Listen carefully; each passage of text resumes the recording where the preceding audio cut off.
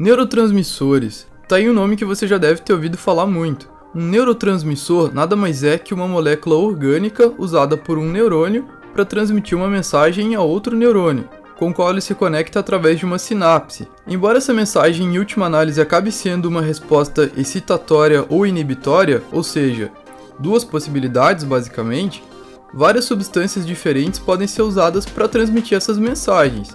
E é sobre isso que a gente vai falar nesse vídeo.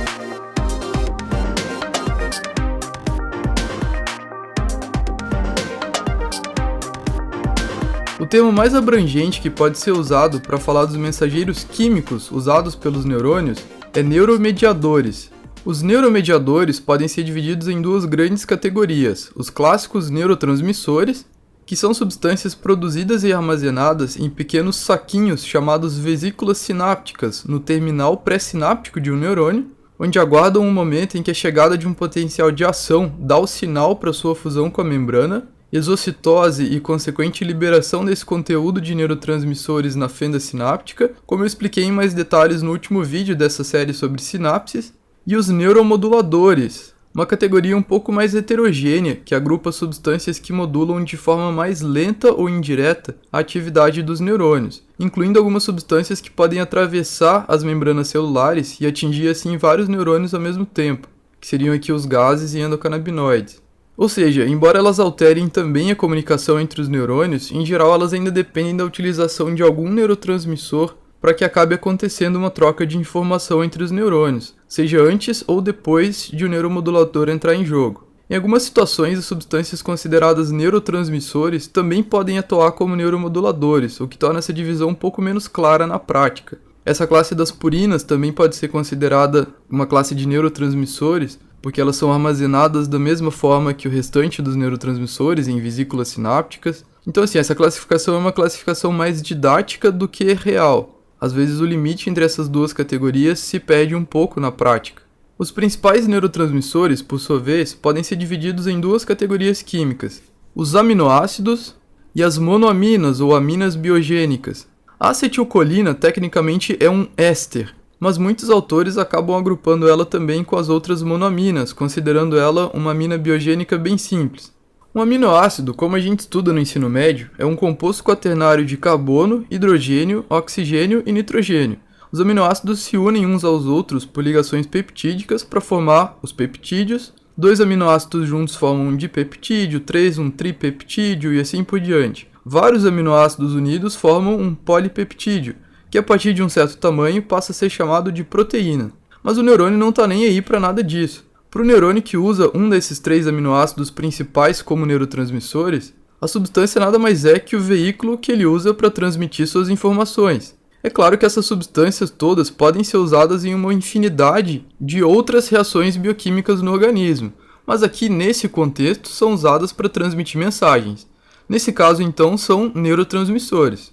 O mesmo acontece com as aminas biogênicas. O neurônio não quer saber o que é uma amina biogênica. O que importa para ele é que essa substância pode ser usada para transmitir uma mensagem, e é para isso que ele vai usá-la.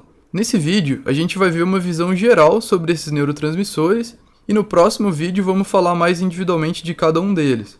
Em uma outra ocasião, eu explico mais a fundo o funcionamento desses neuromoduladores, que variam um pouco mais. Aqui a gente tem aquele velho esquema didático de um neurônio A pré-sináptico que se comunica com um neurônio B pós-sináptico. Os neurotransmissores têm algumas características em comum. Primeiro, que são todos produzidos no próprio terminal axonal, que seria aqui essa ponta do axônio, sintetizados por enzimas presentes no citosol dessas terminações e em seguida captados por transportadores especializados na membrana de estruturas chamadas vesículas sinápticas, que eu representei como esses saquinhos roxos aqui. Elas permitem estocar essas substâncias próximo ao local onde elas vão ser usadas, que é aqui na fenda sináptica. Esse processo é diferente do que acontece com os neuropeptídeos, que é o grupo mais antigo de neuromoduladores que nós conhecemos. Os neuropeptídeos em geral são produzidos lá no corpo dos neurônios, ou soma dos neurônios, em ribossomos do retículo endoplasmático rugoso. Eles são ainda clivados no complexo de Golgi e armazenados em estruturas chamadas grânulos secretórios, um pouco diferentes dessas vesículas, antes de serem levados aqui até o terminal axonal, onde também ficam estocados. As vesículas sinápticas não, elas são sintetizadas já diretamente aqui nessa terminação onde elas vão ser mantidas. A ideia de que cada neurônio produz e utiliza somente um neurotransmissor é chamada princípio de Dale. Henry Dale foi o cientista responsável pela criação desse sufixo érgico. Um neurônio que utiliza acetilcolina seria colinérgico, e todas as sinapses que utilizam acetilcolina também seriam sinapses colinérgicas. Outro neurônio que utiliza glutamato seria glutamatérgico e assim por diante. Hoje se sabe que esse princípio realmente vale na maioria dos neurônios, embora existam exceções. Porém, muito comum é a presença de um neurotransmissor e um neuromodulador em um mesmo neurônio. Quando isso acontece, são chamados de cotransmissores. Vesículas sinápticas e grânulos secretores podem assim coexistir em um mesmo terminal axonal, sendo liberados sob diferentes condições. Os neuropeptídeos, por exemplo, geralmente necessitam influxos maiores de íons cálcio para serem liberados, o que significa que múltiplos potenciais de ação precisam chegar em sequência aqui no terminal. E seus grânulos sinápticos não utilizam aquelas zonas ativas, que é essa região que eu destaquei em vermelho aqui, sendo então liberações muito mais lentas, que podem levar até 50 milissegundos, o que nesse contexto é bastante tempo. Embora existam neurônios que liberam apenas neuromoduladores, como os neurônios peptidérgicos, que liberam exclusivamente neuropeptídeos, o mais comum é a utilização desses moduladores como cotransmissores, em conjunto com algum neurotransmissor. Outra característica incomum dos neurotransmissores é o fato de que eles atuam ativando receptores moleculares sinápticos, presentes na célula pós-sináptica, que pode ser um neurônio ou uma fibra muscular. Nesse caso aqui seria o espinho dendrítico de um neurônio. Eu representei aqui os receptores como se fossem essas pequenas anteninhas que vão captar o neurotransmissor sendo liberado na fenda sináptica, esse pó branco, a partir do momento que chega um potencial de ação no terminal sináptico e as vesículas sinápticas fundem as zonas ativas, fazendo exocitose para liberar o conteúdo na fenda sináptica, que é aquele processo todo que a gente falou em mais detalhes no último vídeo. Os neurotransmissores aqui atuam então como ligantes. E lembre-se uma coisa muito importante, que ligantes não definem função. Então é sem sentido perguntar qual a função de um dado neurotransmissor sem levar em consideração os receptores presentes aqui na sinapse em questão. Mesmo pela perspectiva dos receptores, nem sempre a gente pode falar que um receptor tem uma única função específica bem definida, porque existem situações em que, dependendo do ligante que o ativa, o receptor pode exibir respostas diferentes. Subtipos diferentes de um mesmo receptor podem também apresentar respostas distintas ao mesmo ligante em diferentes sinapses. Em última análise, então, é a interação ligante-receptor o grande definidor da função de um neurotransmissor em uma dada sinapse. Por isso vale a pena conhecer um pouco mais sobre cada um dos principais neurotransmissores usados no sistema nervoso e os receptores que eles utilizam. Isso vai ser o tema do próximo vídeo sobre sinapse. Se você está gostando do vídeo e quer apoiar o canal e nos ajudar a continuar fazendo vídeos como esse, considere se tornar nosso patrono ou patronesse, que segundo o Google é o feminino de patrono. Eu sinceramente achei que fosse patrona, faria mais sentido. Google também é cultura. Enfim, você pode doar o valor que quiser, começando em $1. Qualquer quantia ajuda. E você pode ganhar também recompensas por ajudar, o que torna a coisa mais dinâmica.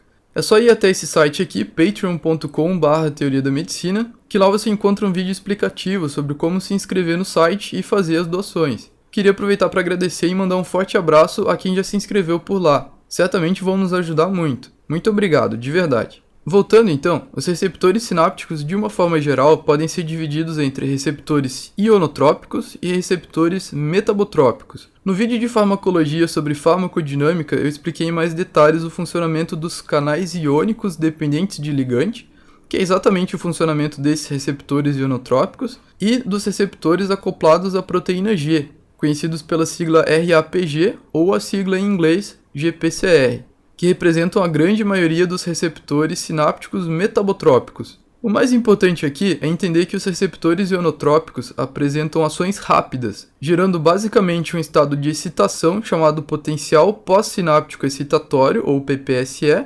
ou um estado de inibição, chamado potencial pós-sináptico inibitório, PPSI. Eles geram esses potenciais diretamente na presença de um ligante, que agora eu representei aqui como essa bolinha vermelha. Na hora que o ligante se liga, o canal se abre e permite a passagem de alguns íons, nem sempre todos os íons, aqui eu representei só quais são os principais. Ou vai entrar cloreto e com isso inibir a célula, ou vai entrar sódio e excitar a célula, ou entra cálcio e também excitar a célula, ou então vai sair potássio, o que também inibe a célula. No próximo vídeo a gente vai falar em mais detalhes qual neurotransmissor ativa receptores que permitem a passagem de cada um desses íons. Eles geram então esses potenciais diretamente na presença de um ligante. Já os receptores metabotrópicos são mais lentos, podendo disseminar uma mensagem através de segundos mensageiros, para gerar efeitos mais complexos, podendo inclusive potencializar um sinal inicialmente mais fraco. Existem ainda os chamados autorreceptores, que são receptores na membrana do terminal axonal pré-sináptico, sensíveis aos neurotransmissores liberados por aquele próprio neurônio. Em geral, são receptores metabotrópicos que atuam via segundos mensageiros para inibir a liberação de mais neurotransmissores. Ou seja, são como se fosse uma válvula de segurança para impedir a saída de neurotransmissores em excesso na fenda sináptica. Bom, mas após a exocitose da vesícula sináptica, liberação do neurotransmissor na fenda e interação desse ligante com seus receptores na célula pós-sináptica, o neurotransmissor não fica aqui para sempre. O processo precisa acabar uma hora. A vesícula em si é recuperada logo depois por endocitose, quando acaba essa liberação, sendo reciclada e reutilizada no neurônio pré-sináptico. Mas e o neurotransmissor que foi lançado na fenda sináptica? Os neurotransmissores precisam ser removidos da fenda ao fim da transmissão sináptica para permitir um novo ciclo posteriormente. E isso pode acontecer de 3 formas distintas. A primeira é a recaptação para dentro do terminal pré-sináptico por transportadores proteicos especializados, presentes na membrana pré-sináptica, parecidos com aqueles transportadores nas membranas das vesículas sinápticas. Uma vez dentro do citosol, eles podem ser degradados por enzimas ou diretamente recarregados para dentro de novas vesículas sinápticas que estejam vazias. Essa é a principal via de término de ação das catecolaminas e da serotonina, como a gente vai rever no próximo vídeo. A segunda possibilidade é a difusão para fora da sinapse, sendo captado por astrócitos que revestem as sinapses. Tem astrócitos aqui envolvendo as saídas laterais dessa sinapse. E as membranas desses astrócitos também podem captar os neurotransmissores que saíram daqui da fenda sináptica por difusão. Essa é a principal via de término de ação dos aminoácidos, em especial o glutamato e o GABA. A terceira possibilidade é a degradação por enzimas presentes na própria fenda sináptica ou junção neuromuscular, no caso das fibras musculares do sistema nervoso periférico, que são liberados pelo neurônio pré- ou pós-sináptico ou ainda pelas fibras musculares, quando a gente está falando no sistema nervoso periférico. Essa é a principal via da acetilcolina, que é degradada aqui na fenda sináptica através de uma enzima chamada acetilcolinesterase, que a gente também vai revisar no próximo vídeo. Uma vez degradada, daí é mais fácil de um neurônio pré-sináptico recaptar os produtos da sua degradação, porque ele não consegue recaptar o neurotransmissor inteiro. Se o neurotransmissor não for removido da fenda sináptica, acontece um processo chamado dessensibilização do terminal pós-sináptico. Um exemplo famoso disso é a paralisia por intoxicação colinérgica, situação em que a falta de atuação daquela acetilcolinesterase na junção neuromuscular faz com que a fibra muscular tenha seus canais iônicos fechados, apesar de a acetilcolina continuar ali. Esse estado pode persistir por vários segundos, gerando uma paralisia muscular que se mantém por um tempo, mesmo após a remoção de acetilcolina. Por isso é importante que o término de ação dos neurotransmissores no momento certo seja sempre eficiente. Era isso que eu tinha para falar nesse vídeo, espero que tenha te ajudado. Eu experimentei fazer um vídeo um pouco mais curto, se você puder diz aí nos comentários do vídeo se você achou que ficou curto demais, se dava para ser mais longo, porque daí no próximo vídeo sobre sinapse eu vou discutir separadamente cada um dos principais neurotransmissores que eu mencionei aqui. Então daí se eu fosse falar tudo junto ficaria mais ou menos o dobro do que ficou esse vídeo. O que você acha? Melhor um vídeo maior que mata tudo de uma vez? Ou melhor dividir assim para te dar um tempo também para descansar o cérebro entre um vídeo e outro? Diz aí nos comentários o que você acha. Então é isso, até o próximo vídeo.